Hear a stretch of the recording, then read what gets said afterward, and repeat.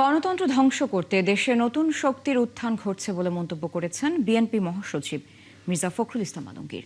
দলের নেতাকর্মীদের এই অপশক্তিকে রুখে দেবার আহ্বান জানান তিনি।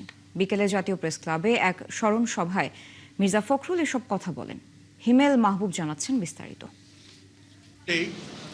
একটা ভিন্ন নাম প্রয়াত রাজনীতিবিদ ও শ্রমিক নেতা মাহবুবুল হক ও মাহবুবুল আলম তারার স্মরণে শুক্রবার জাতীয় প্রেস ক্লাবে এই আলোচনা অনুষ্ঠানের আয়োজন করা হয়।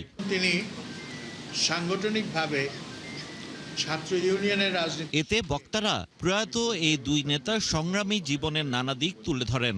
তারা ভাই যে স্বপ্ন দেখেছেন, যে লড়াই করেছেন, ত্যাগ স্বীকার করেছেন। ফোটানোর ঝামেলা ছাড়াই নিরাপদ পানির জন্য ঘরে আনুন পিওরিট। কল করুন 16627। সভাপতির ভাষণে বিএনপির ভাইস চেয়ারম্যান শামসুজ্জামান দুদু অভিযোগ করেন বটবাহিনী বিএনপির বিরুদ্ধে অপপ্রচারে লিপ্ত। নানামুখী ষড়যন্ত্র, নানা ধরনের প্রচারণা, সেই প্রচারণার সঙ্গে বটবাহিনীর একটি শব্দ আমরা পেয়েছি। সোশ্যাল মিডিয়াতে এমন কোনো অশ্রাব্য ভাষা নাই যেটা প্রয়োগ করা হয় না আমাদের নেতৃবৃন্দের সম্বন্ধে বলতে।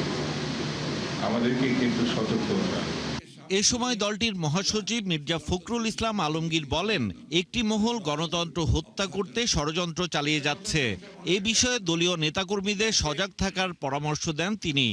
একটা শক্তির উত্থান হচ্ছে, যে শক্তি কিন্তু গণতন্ত্রে বিশ্বাস করে না, যে শক্তি মানুষের অধিকারকে তার স্বাভাবিক নিয়মে গণতান্ত্রিক উপায়ে রক্ষা করতে বিশ্বাস করে না। সুতরাং এই শক্তি যেন মাথা তুলে উঠে দাঁড়াতে না পারে, তার জন্য সকল গণতান্ত্রিক শক্তি এক হওয়া উচিত বলে আমি মনে করি।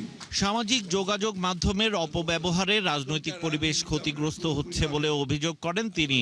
সাধারণ জনগণকে সাথে নিয়ে সব ষড়যন্ত্র প্রতিহত করার কথা জানান বিএনপি মহাসচিব। সমস্ত রাজনৈতিক নেতাদের চরিত্র হনন করা হয়, যা খুশি তাই করে। হিমেল মাহবুব, ৭১, ঢাকা।